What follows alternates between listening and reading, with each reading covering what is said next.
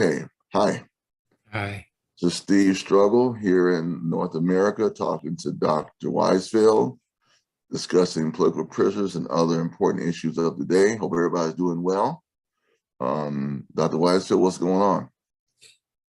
Well, there's this war happening there, sort of, but it's a war that started 8 years ago inside the Ukraine when Exactly.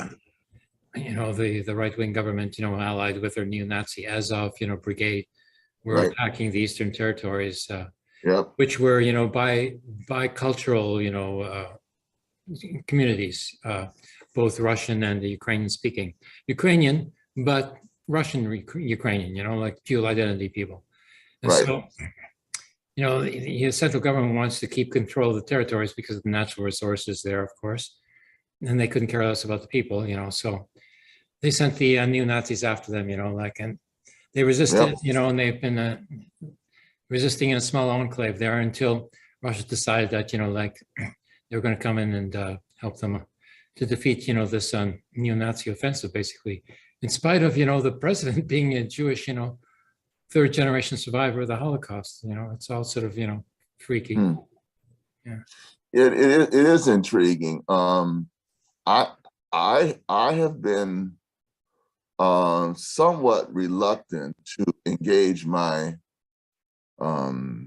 associates who are leftists on this topic. They very well don't know what they're talking about. They're ignorant of history and facts. Yeah. And they're using, I never thought I would say that, they're using an analysis of Marxism to justify their anti-historical approach to a question. I never thought I would say that. But their views have been shocking to me historically. And in fact, I'm pretty sure you're saying what you said. Yeah. This is a historical, this whole conflict is based on a historical development, like it or not. And the United States is sitting in the background, kind of like doing, good, now we can really do a few things, but they start the whole thing. They start the conflicts around the world, 9 out of 10. And we can't just say, oh, we're opposed to this. Well, wait a minute, how does all come about? You have to look at history. If you don't do that, you're going to come up with these weird analysis which don't make any sense historically. So I'm really happy to hear you bring us some historical situations here, because most people I'm in conflict with just, I don't know, they seem to lack the integrity to make these to look at situations with the historical lens. You have to do that. If you don't, you're just going to make mistakes. That's all. They only have knowledge of what's going on by the corporate media in the first place. Probably they don't do any research on their own, and they don't. True. I have. I made sure to do my research. I said, "Oh, this was going on." Okay. Yeah. Exactly right. And I'm not saying I'm so great. No, I'm not. Yeah. But I do think when you have a flashpoint, and this is a flashpoint in the world for quite a few years, and this all the run up and all the debate, United Nations, and this, that, and the other. You got to ask, well, what is the background of this story, this historically, from all sides? That I think you're able to look at it a little more with a nuanced view. So I'm disappointed. Yeah. In what I've seen from so-called great scholars on the left. I know I would never say this. Yeah. But they don't know what they're talking about. No. They don't. And I don't know. I hope that we can get a peaceful resolution and everything. It just seems to me, though, that the status quo of the EU and the United States wants to make sure Russia has no territorial defense. NATO keeps pushing closer. The fascists are allowed to willy-nilly attack the Donbass and the Luhansk regions. And we're supposed to say, oh, well, that's just the way it is, deal with it. No. Yeah. When people have enough, then you might get a strange response. You might get rioting. You might get, you know what I'm saying? You might get, responses that are violent or not tasty. but it happens when you let stuff build up and keep building up. Yeah. And wait, history is full of examples like this. Yes, it is. Yeah. So I'm glad we can have this discussion. Yeah. Because the propaganda of the news media has been relentless, and we know the CIA and the news media are spewing out these reports. Yeah. Change public opinion. I mean, we know that they're sharing intelligence with the fascists on the ground and the Ukrainian army. So it's not like the Ukrainian army is fighting or the fact they're fighting Russia alone. No, they have the United States and British secret intelligence and people on the mercenaries. This is what's going on right now, but it's not going to ever be in the news. It maybe be in the news 50 years from now. Mm-hmm. But based on history, we know this has to be occurring based on how people do things, you know? Yeah, yeah. And there's no word at all about the Minsk agreement. This conflict was resolved already once. There was an agreement to grant them territorial autonomy, within a federation of the Ukraine. But the Ukraine, new government didn't respect the agreement, Sure didn't. They sent, their military forces, who were the neo-Nazi brigade, the most action-oriented, to go and occupy the territory. And they took about 3/4 of the territory, actually, of the two previous provinces, that have now become independent because it seems they had no other choice. So, I would appreciate, that the Russian, forces, have come in as peacekeepers, to stop the military advance of the Ukrainian neo-Nazi forces. I would appreciate if they went to Palestine, did the same, to stop the Zionist military. Really, I mean, it's at a certain point, somebody's got to step in and clear up the mess. Yeah. Somebody's got to step in and clear up the mess. And this is what's happening now. I mean, that's how I see it. Maybe I'm wrong, but at a certain point, it comes to the head. What are we going to do here? We have to do something, and it's not always the most tasty choices. Mm-hmm. That's how I see it. I mean, I hate seeing people getting shot, hate seeing people getting bombed, hate seeing helicopters. I hate seeing all that kind of stuff. But sometimes that's what it has come up to. And I think in this situation here, it has come to this. Yeah. Maybe I'm wrong. Maybe history will prove me wrong. I think Russia is doing it in a way, that's very appropriate, in terms of international law, because it's not attacking, any civilian residential areas and or the cities. Actually, have asked, the Ukrainian military to take over the government, and take over the capital away from this government that's lost control of its own military. So that would mean civil war, within the Ukrainian military between the neo-Nazis, Right. Ooh, that would be revolutionary. This could start, something big. Yeah. Well, the Ukrainian army, if it's worth its muster, needs to purge itself of the fascists. The fascists have to go. Yeah. Once the fascists are gone, then I think something else can be worked out. But the fascists, you have fascists running around with guns, bombing people. And let me tell you something. I'm really concerned about one thing. Those jihadists allied with the fascists, that Chernobyl nuclear plant, if it's not protected, they're going to attack it. And if they attack a nuclear plant, you have all hell is going to break loose around the world. So I'm a little how distasteful they can be in their tactics. Yeah. I'm not saying they're going to do that. I'm not saying they're going to do anything. I'm not suggesting anyone should do anything so terrible as that. Yeah. Don't put it past them. Yeah, that's why they could do anything. Yeah. Right. Radioactivity spread all throughout Europe, I read as well. Yeah. Oh, well. Right. They have to be stopped. That's right. Yeah, they have to be, and it's just not the nicest outcome of events. We rather sit at a table, work things out, shake, give elbows, and go home. But sometimes it don't happen like that. And I think this is one of these situations where, whoa, look at this. That's terrible. People going downstairs and going inside the subway and not be blown up. Well, it is terrible. And that's what they gotta do to not get attacked. So but they're not even getting attacked, so it's like a hysteria that's being built up against the Russian intervention. I don't think it's even a war, it's like an intervention. It's like a peacekeeping force. Yeah. Of course they can, Putin can make mistakes as well, so he could sort of, get carried away with himself. I think he's a little Napoleon. But I think we could stop anything like that in any case. But Yeah, the I agree. prevention just until now, like is quite welcome.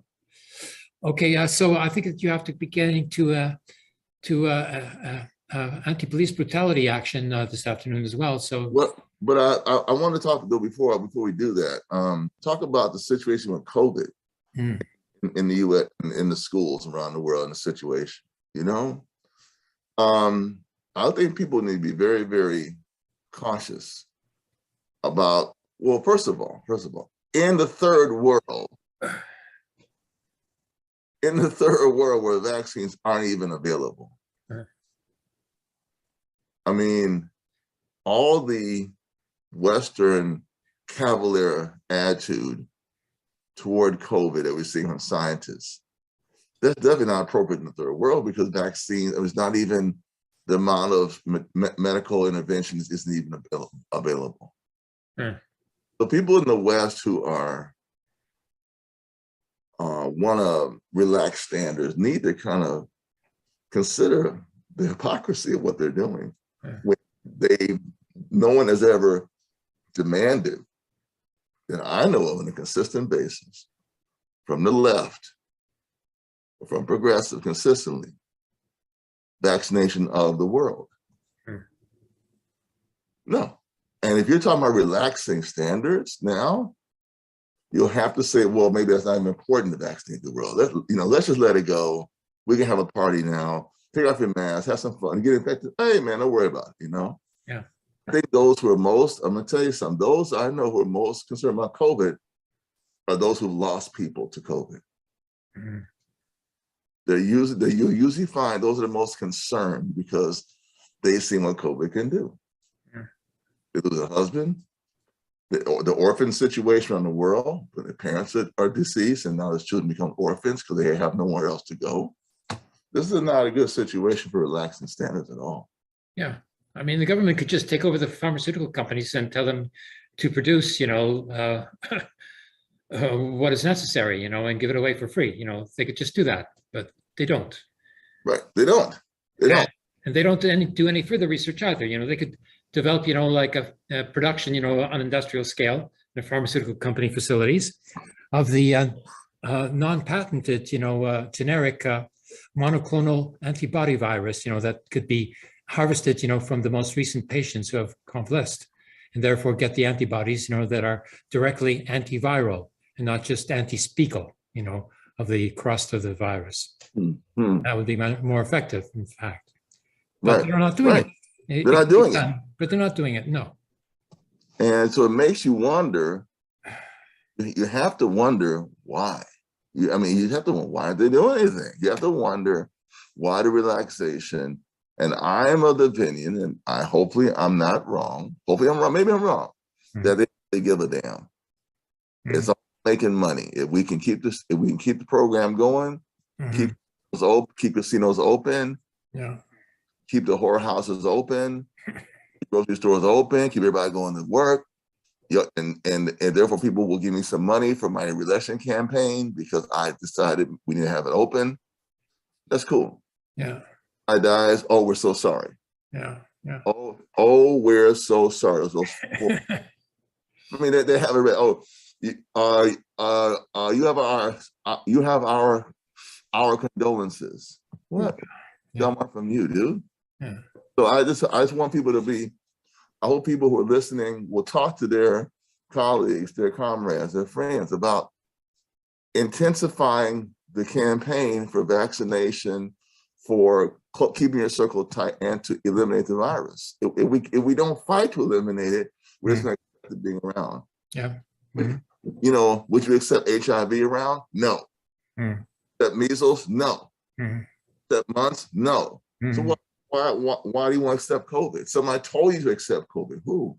Yeah, like polio. Like either you want it or you don't. Like.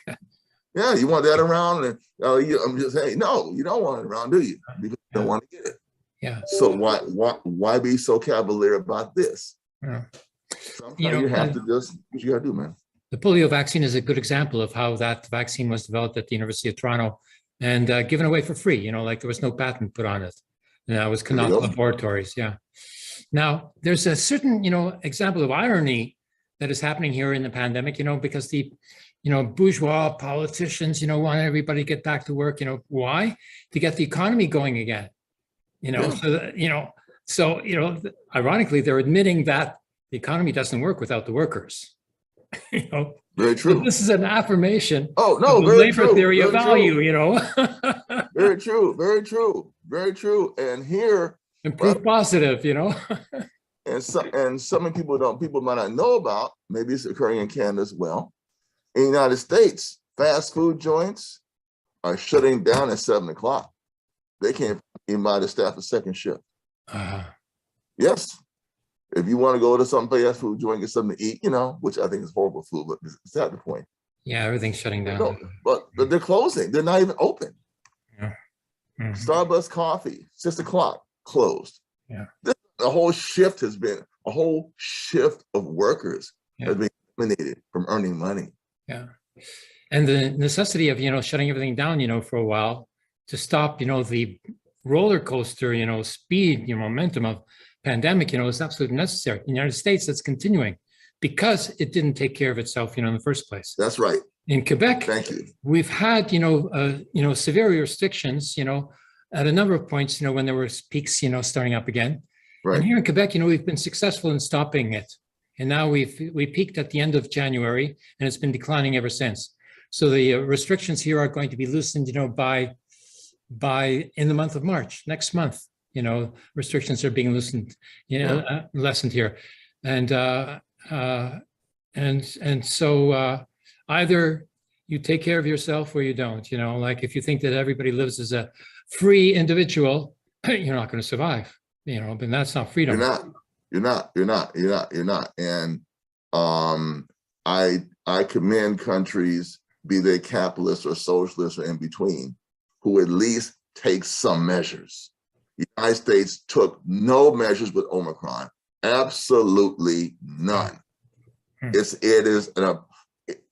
is an offense against humanity that when something is when a disease with a virus is spreading among your population and it's going to negatively impact people, you do nothing. Yeah, that's not cool at all. That's what we fight against. That's what we fight against the system. They're showing itself. They want war, and they don't want and they don't want healthy population.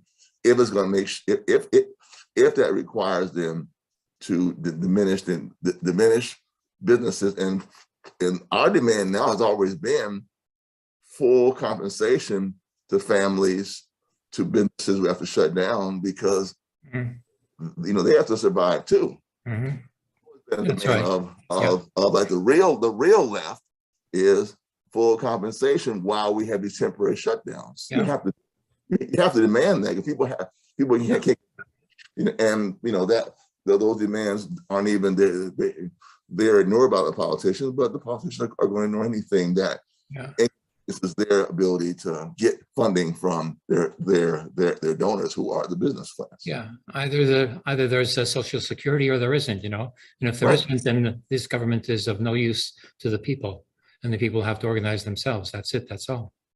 Right. Yeah. So thank you, Dr. Weizfeld, for talking to us. Conversation.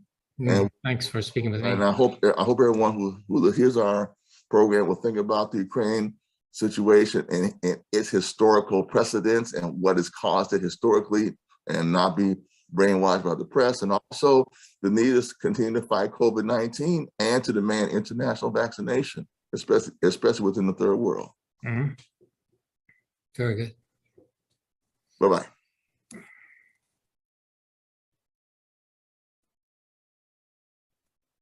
And that's it.